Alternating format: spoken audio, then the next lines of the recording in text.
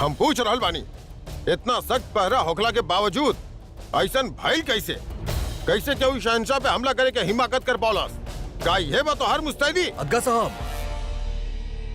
हम चाहेली कि वाकया के बारे में केहू के पता न चले जे हुकुम शहंशाह। और तफ्तीश कइल जाए कि हमला के पीछे केकर हाथ रहे। जी हुजूर।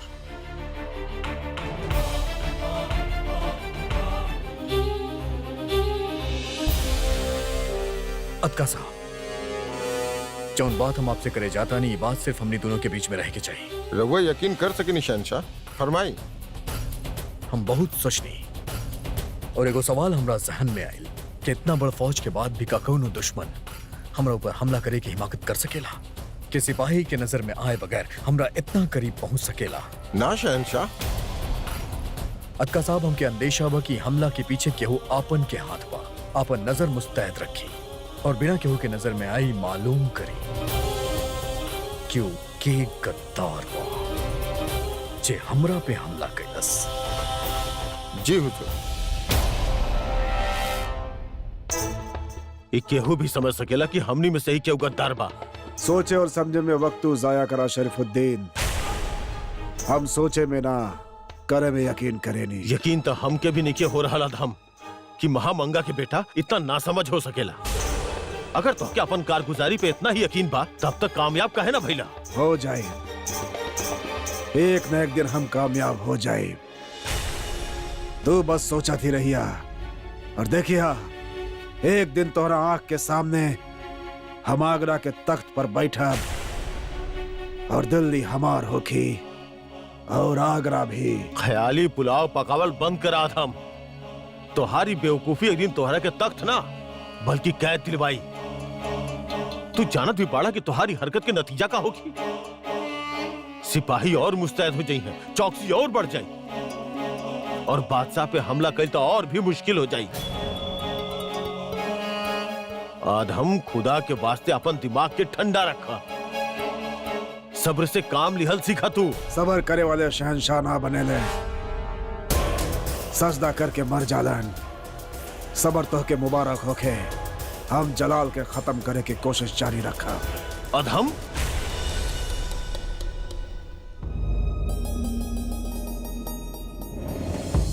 आप यहाँ जोधा बेगम, जरा गौर फरमाई।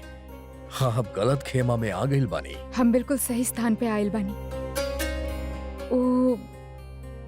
ओ आज के रात हम यही जे राउर खेमा में ही रहब।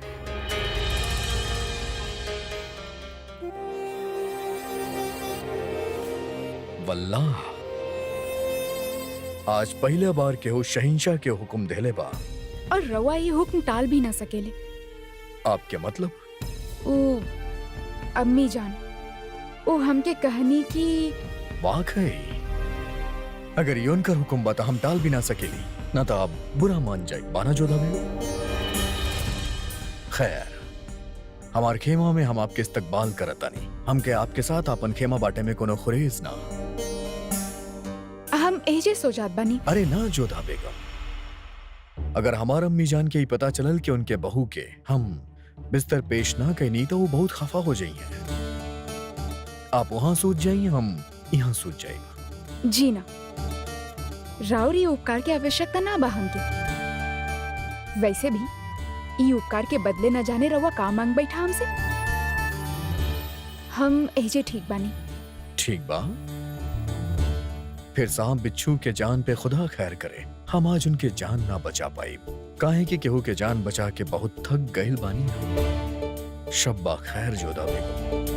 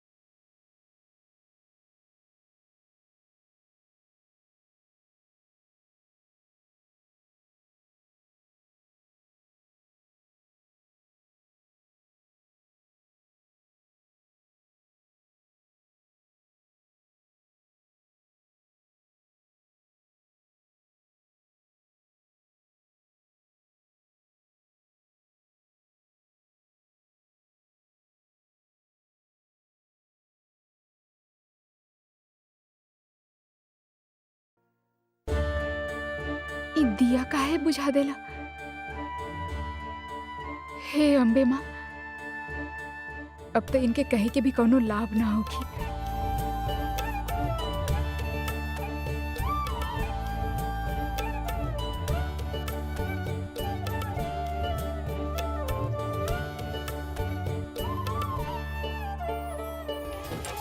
आमेर में मुगलन के स्वागत के तैयारी पूरे होखत रहे। होखे भी काहे ना, ऐसन पहला बार जे होखत रहे कि कौनो मुगल राजवंशियन के शादी में खास मेहमान बन के आवत रहे।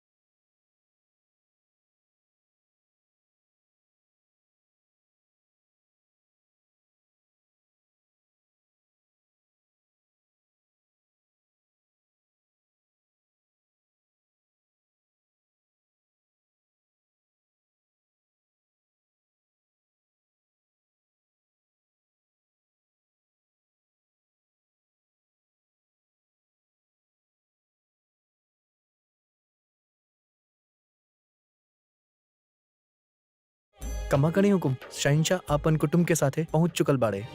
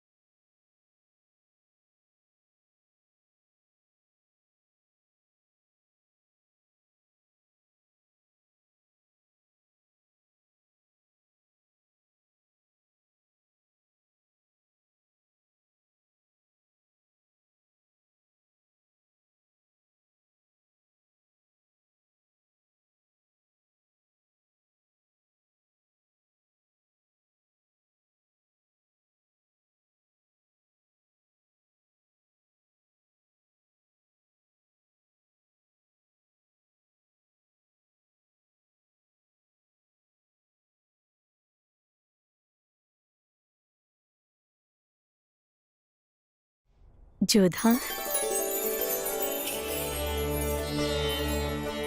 जवाई सा ली।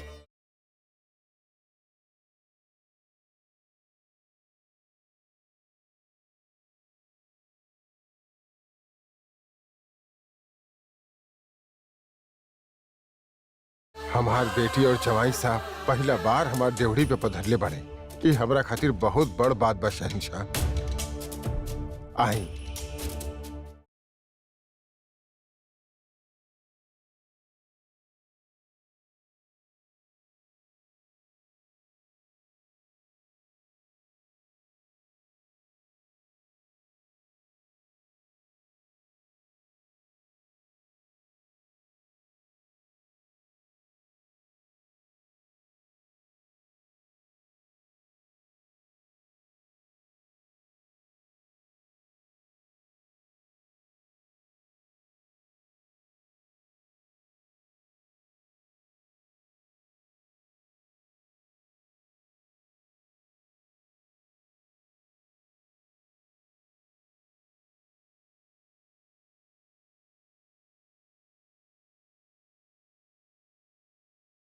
देखनी रहुआ, राहुल कक्ष बिल्कुल वैसे ने बा जैसे हमने छोड़ के गए रहनी। माना कि हमने यहाँ से कहीं गई नहीं ना बाना।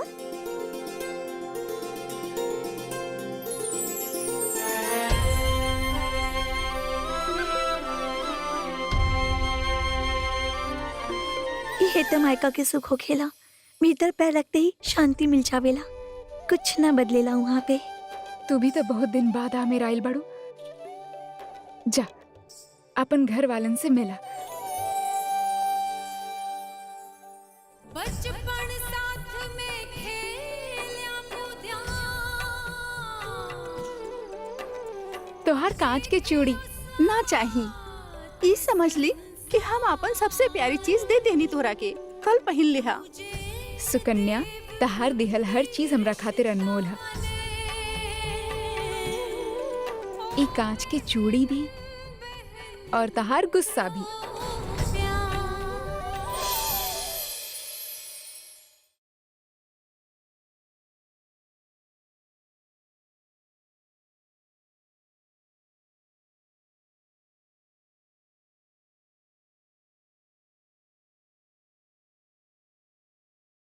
जोधा, हमार बच्ची।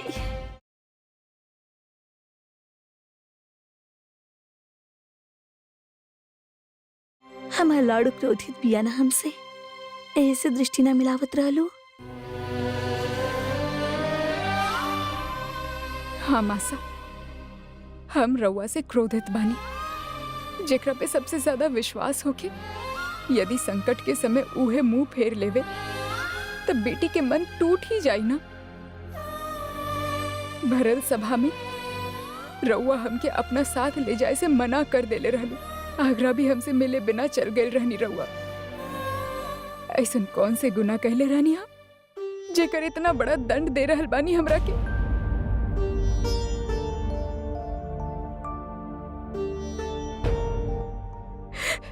इतना समय बाद हम आमेर आयल बानी, हमार कक्ष में कुछ भी ना बदलल, सब कुछ वैसे ही बा। पर रउआ बदल गइल बानी मासा। हमके अपना साथ आमेर ना आवे देनी रउआ। एक पल भी सोचले बानी हम पे का बीतल होगी। तू सोच लू कि हमरा पे का बीतल होगी, एक माँ पे का बीतल होगी। माँ के बेटी की विवाह के बाद बहुत सोचे के पड़ेला। ससुराल में यदि कोनो परेशानी आवे, एकर मतलब ये ना कि तू मायके लौट आव। उस समय अगर हम तोहर साथ दिले होती तो हम स्वयं तोहर संबंध तोड़ देती शहंशाह से। हमार बात समझल कर हमार लाडू। जब तू माँ बनबू तब तू समझबू एगो माँ के पीड़ा।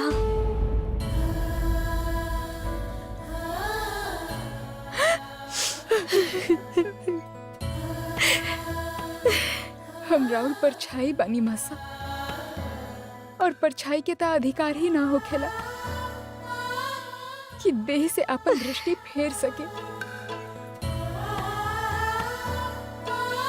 देख लो, अवसर मिलल ना कि मासा अपन प्यारी लाडली के गले लगा लेनी। हाँ मासा, हमने के भी प्रेम चाहिए आज। जी जी। कैसन बाड़ू? अच्छा भाई।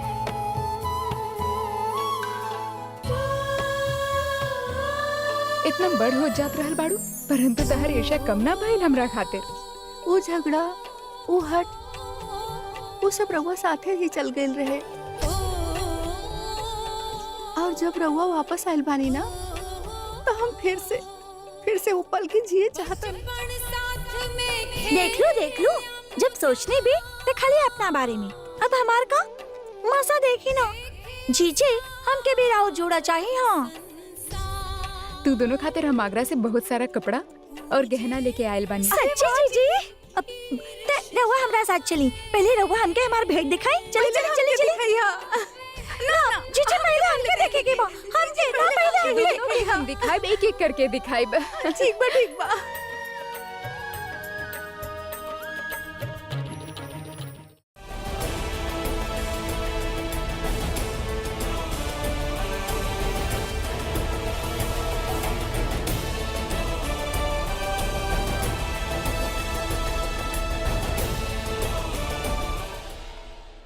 शहंशाह, आपके घाव भी भरल नहीं खे।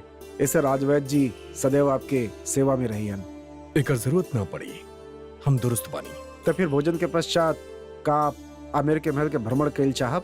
बेशक, हम अभी चलता नहीं। शहंशाह, रउआ से इल्तिजा बा कि रउआ कहीं भी बाहर ना जाएं। खतरा हो सकेला।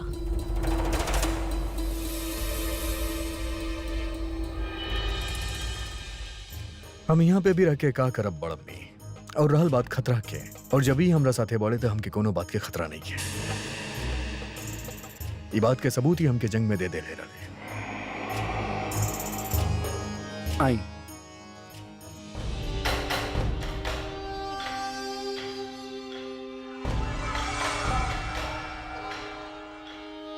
अदहम नोश फरमाई।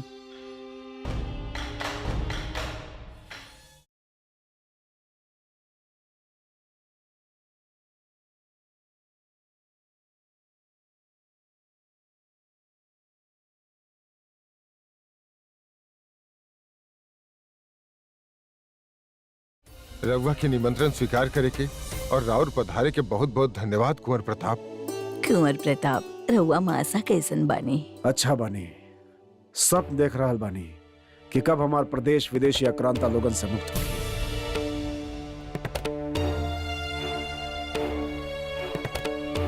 आशा बा कि रउआ के पधारे से हमनी के संबंध प्रगाढ़ हो। भारमल जी राव छोटी बेटी के बियाह एगो राजवंशी से हो रहल बा, यही से हम के आवे के कोनो आपत्ति नहीं के भइल। रउआ चिंता न करी, हम एजा एगो योद्धा होखला के नाते ना अपन राजवंश के मर्यादा के पालन करे आयल बानी। अपन माता अपन बुआ के संबंध निभावे आयल बानी।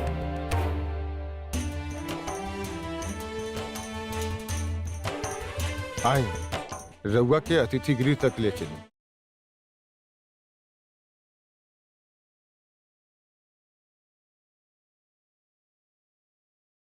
सुभान अल्लाह, बहुत खूबसूरत बा आपके महल।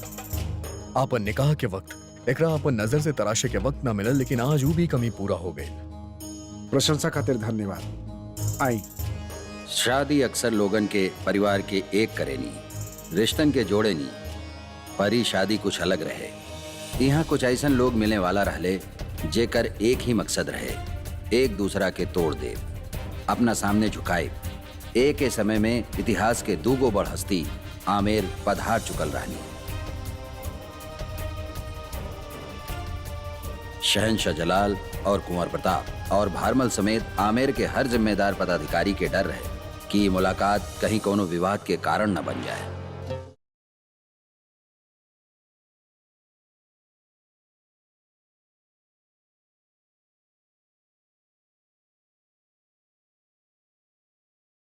वो आपके मंदिर बाना और वो बाजार और वो रास्ता सीधा तालाब की ओर जाएला, जहां आपके यहाँ की औरत घनघोर के पूजा करेली बाना।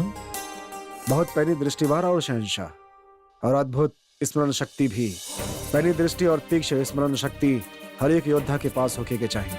ऐसा अस्त्र के रहते कोनो योद्धा अकेला ना रहेला।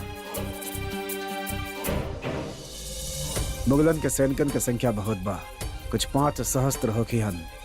जलाल की सुरक्षा व्यवस्था बहुत कड़ा बा।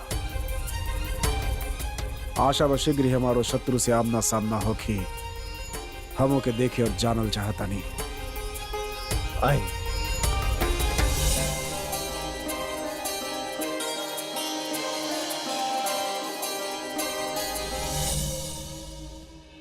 हिफाजत के पुख्ता इंतजाम कैले बानी आप, कहीं हमरा खातिर तो नहीं खे? सच कही तो हाँ, मनाता नहीं कर रहुआ अपन ससुराल में बानी। बाकी हमारा अतिथि और जमाई सा होखला के साथ साथ रहुआ शहंशाह भी बानी। राउर सुरक्षा व्यवस्था उत्तम होके एकर ध्यान रखल हमनी के प्रथम कर्तव्य है। वाज़ा फरमाइनी आप, बादशाह के दुश्मन से कम अपनन से ज्यादा खतरा हो खेला। का पता अपना ही घर में कभी को दुश्मन से सामना हो जाए। आई।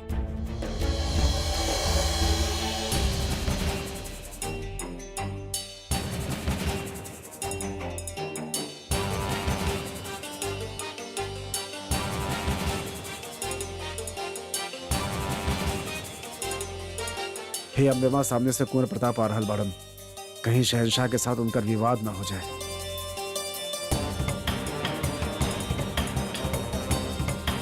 कहीं शहंशाह कुंवर प्रताप के सामने देखे कुछ बोल न दे। हे ईश्वर, ये दोनों के सामने यही समय होके के रहे।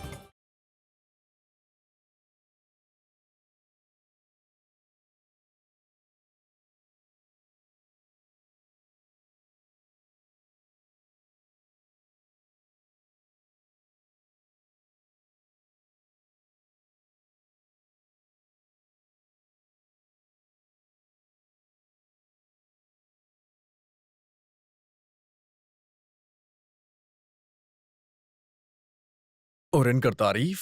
ये हमारे संबंधी बाड़न, सिसोदिया राजवंश के कुलदीप मेवाड़ नरेश उदय सिंह जी के ज्येष्ठ पुत्र कुंवर प्रताप सिंह जी। और ये हमार जमाई सर मुगल सल्तनत के शहंशाह जलालुद्दीन। मतलब सब जाने ले हमरा के। सही कहली रहुआ, रहुआ के सब जाने ले। वजह बताइल आवश्यक ना समझेला हम। अगर आप बताइब ना तो हम समझब कैसे।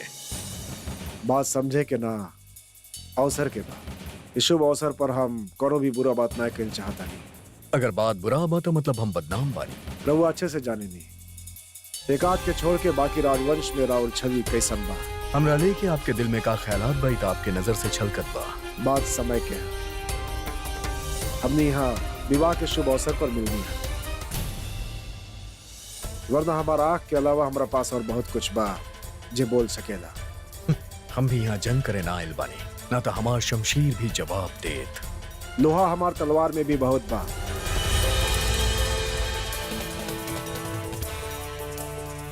किंतु ई क्षण एगो राजवंशी बहन के विवाह के बा।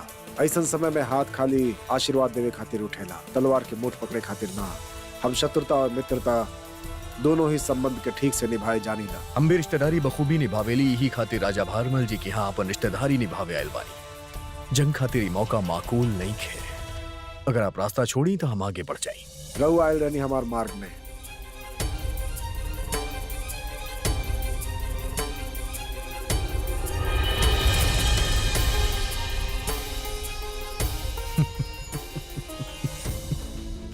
शमशीर के धार से तेज जबान बायन कर। शहंशाह, शादी ब्याह के मौका प्रसन्न रही। आई।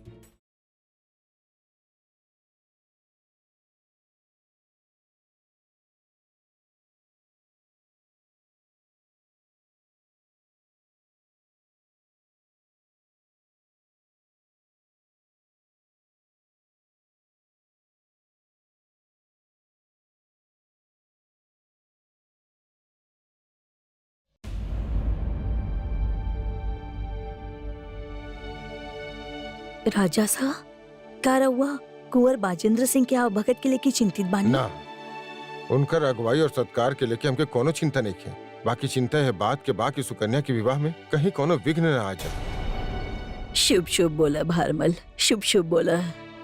कहा करी मासा, परिस्थिति ही शुभ नहीं हो रहल।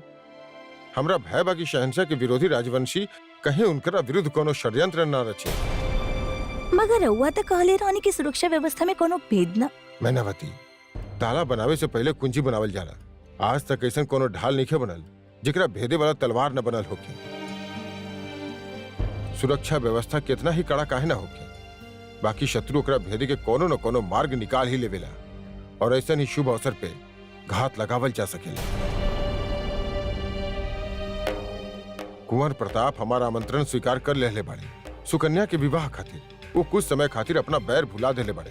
बाकी हमके भय बा कि शहंशाह के समक्ष पाके उनका क्रोध कहीं फिर से न उबल पड़े। चिंता मत कर भारमल, हमके पूरा विश्वास बा कि मेवाड़ के सिसोदिया वंशज कुंवर प्रताप अपन बुआ के ससुराल में ऐसा कुछ ना करी हैं। झोने से उनकर बुआ शिशोदिनी जी जयवंती बाई सा के कोनो मानसिक कष्ट पहुंच सके। मगर हमनी तो ये प्रयास ऐसे कैले रहनी राजा सा ताकि दोनों परिवार के बीच जो शत्रुता भाव के मिटावल जा सके। यदि ऐसा कैला से कुछ उत्पात होखेला तो हम केहू के का मुंह दिखा पाइब। शहंशाह जवाई सबानी और कुंवर प्रताप अति थी। हे अम्बे माँ, ये विवाह में कोनो विघ्न उत्पन्न ना होके देई हो।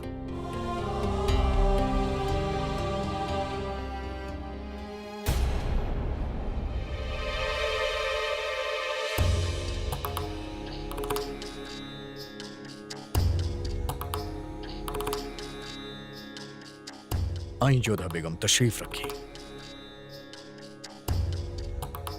हमके रवा से कुछ जरूरी बात करे के बा। आप जब भी हमरा पास आवेली आपके जरूरी बात ही करे के हो खेला। फरमाई। वो आज रवा कुंवर प्रताप से मिलल वो रहे। हमसे मिलने रहले, हम उनसे मिलने रहनी। अब एमे जरूरी बात का बा। हम न चाहेनी कि हमार बहन के लगन मंडप वीरन के संग्राम क्षेत्र में बदल जाए।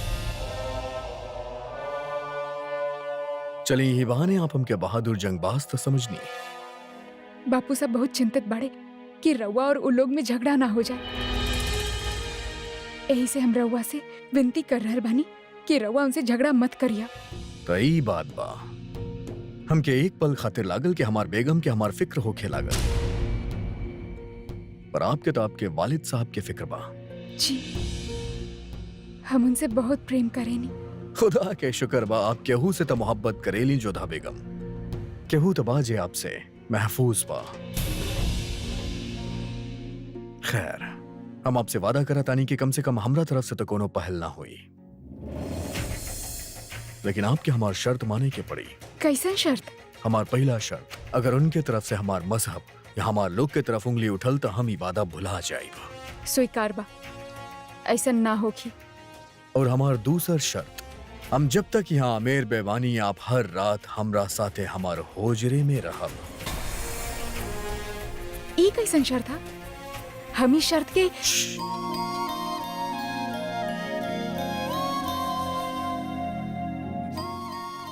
आहिस्ता से जोधा बेगम, कहीं अगर केहू ई बात सुनकर के आमेर में खबर फैला दिलस कि आप हमरा साथे हमरा होजरे में ना रहब और हमरा से झगड़ा तानी, तो बहुत बुरा लगी आपके वालिद साहब के, और आप उनके तकलीफ न पहुंचावे चाहतानी। बाना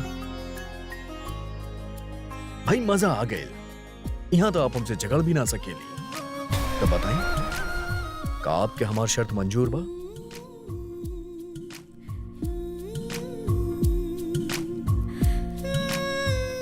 ठीक बा। रवा इतना समीप काहे बैठल बानी हमरे? जोधा बेगम, हमरा हाथ में दर्द होत बा। उकाबा की आपके वजह से बाग में हमके जख्मी कैले बाता, मरहम भी आपके ही लगावे के पड़ी बाना।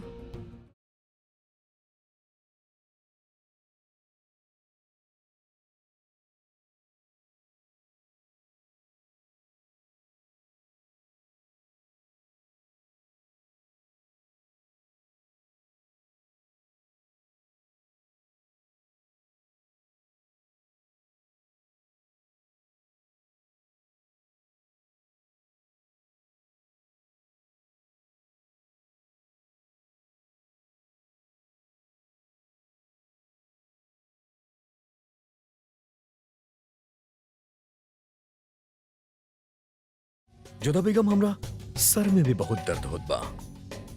हम चाहता नहीं कि आप हमार सर दबाएं। उकाबा के अक्सर आगरा में ही काम हमार गुलामी करेला, लेकिन आमेर में रहत अगर कोनो बांदी हमार सर दबाइलस तो बहुत बुरा लागी आपके वालिद साहब के। बाना जोधा बेगम?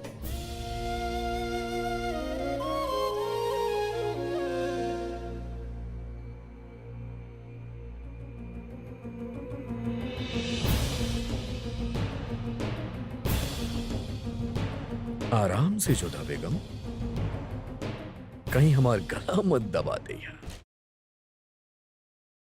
दबाई?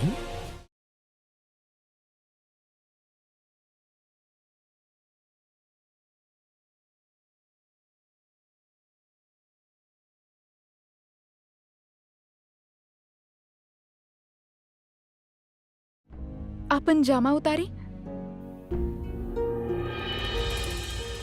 का?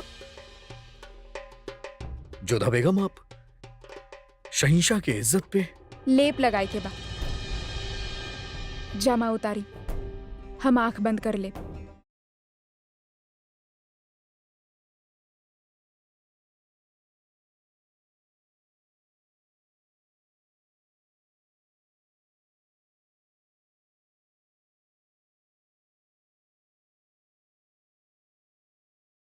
इली जोधा,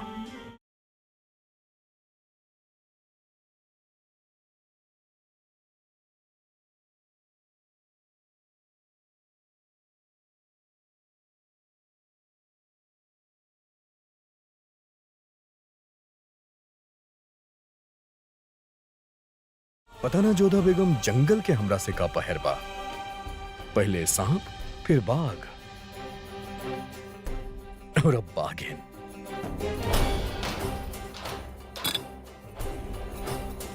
अब अपना आप से ही लेप लगा लिया।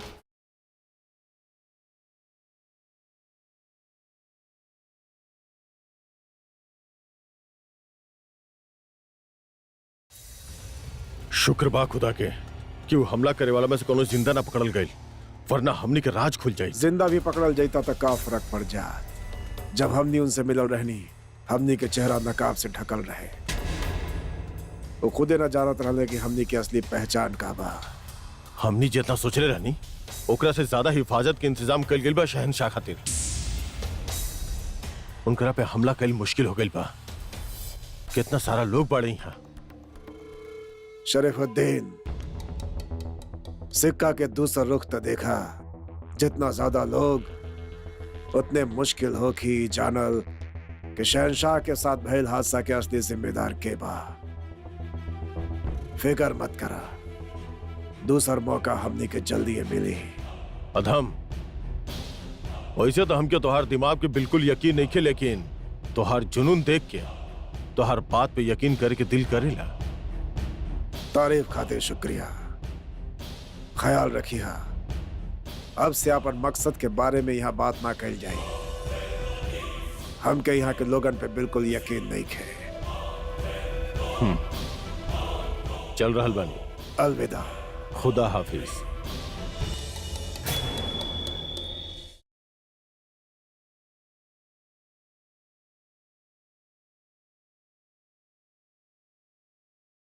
रवाई बांधी लोगन के साथ यहाँ का करत रहनी? पधारी मासा। का? हम आमेर के बोली बोल रहल बानी। ये तो सिखत रहनी ई बांदियन से। कितना मीठा बाना। वैसे तो अम्मी जान भी बहुत मीठा हा, बाकी कबो कबो थोड़ा थोड़ा बदलाव अच्छा होखेला, हाँ ना? मासा, बापू सा, भाभी सा, बस हर शब्द के पीछे सा लगा दा। जैसे कि राउर नाम होखी माहम सा और इनका नाम होखी आदम सा।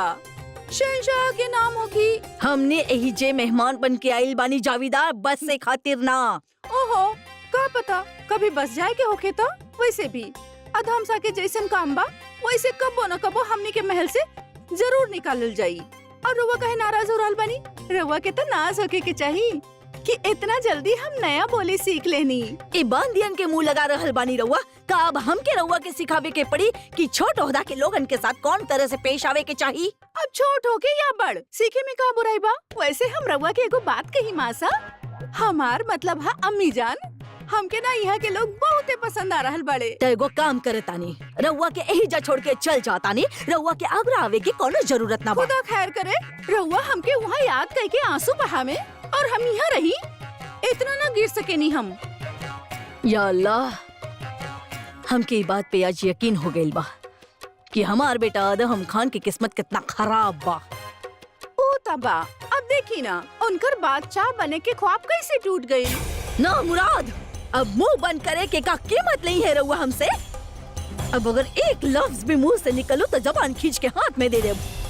जब भी मुंह खुल्लस तो बकवास, बेवकूफ। आदम खान कहाँ बा? हम पूछनी आदम खान कहाँ बा? जावेदा जवाब दी। आदम कहाँ बा?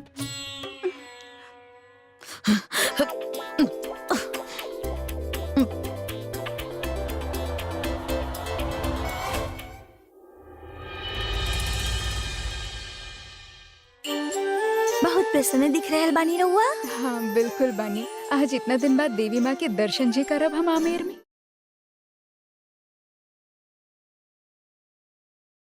प्रणाम अम्मी जान, प्रणाम मासा, प्रणाम दादी सा। जियत रहा।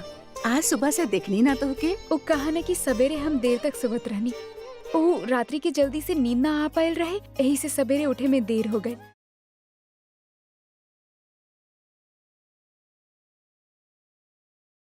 कोनो बात ना, हर लड़की के मायके में गहरी नींद आवेले।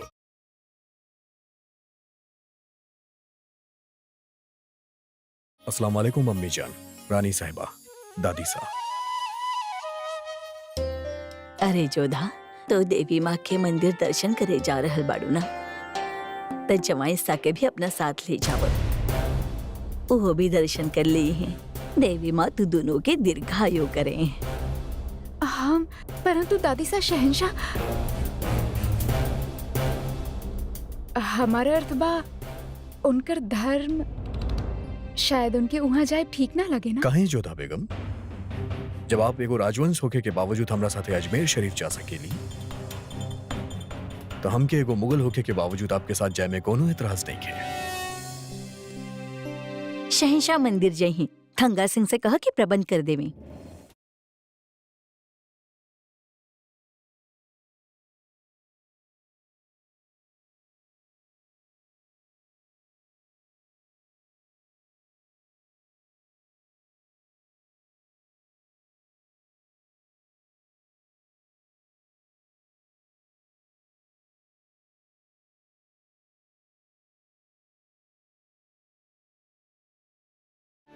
शहनशाह, हम पूरा तरह से जांच कर ले बानी। ये जगह पूरा तरह से महफूज बा।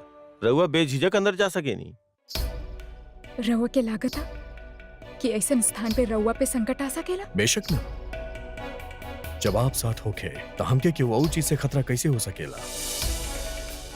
और वैसे भी अगर कुछ हो गए तो आपके मरहम बनावे तो आवे लाई। यदि रउआ ताना मार लेले होगी तब भीतर चलल जा।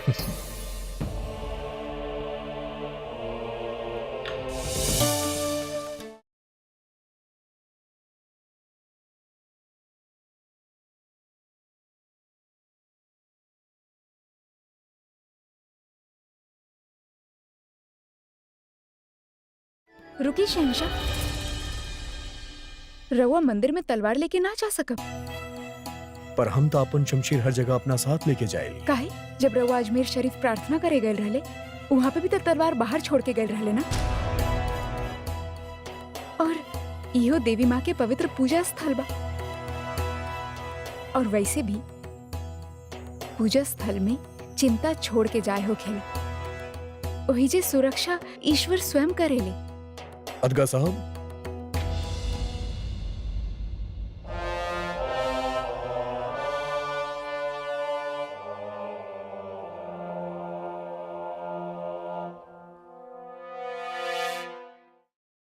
अब चल जाए।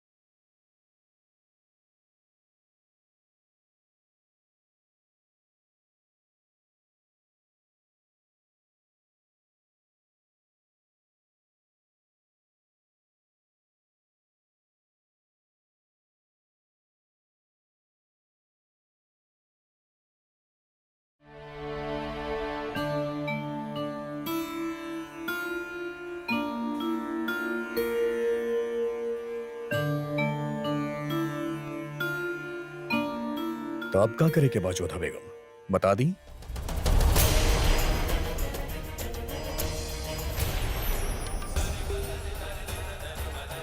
यही मिट्टी के बनल बानी हम, यही मिट्टी के कसम। उ जे केहू भी होके देवी माँ, उ राउर गहना उतर लेबा, हम ओकर सर उतार के ले आई। काबिल जोधा बेगम, हम आज तक आपके पूजा करे के बाद सिर्फ सुकून में दिख ले बानी, तो फिर आज आपके चेहरा पे इतरकी का है। हमके स्वयं पे क्रोध आ रहल बा। आज तक देवी माँ से हम जे कुछ भी मांगी, ये हमरा के देनी। पर हम इनके एक ही वचन देले रहनी, एक ही संकल्प कैले रहनी कि हम रउआ के सर देवी माँ के चरण में अर्पण करब।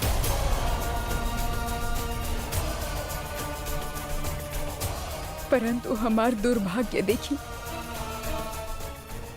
अब हम अपन उस संकल्प पूरा न कर सकब। आपन पति के सर हम कैसे? तो आप हमार सर इनके कदम में रखे चाहतानी।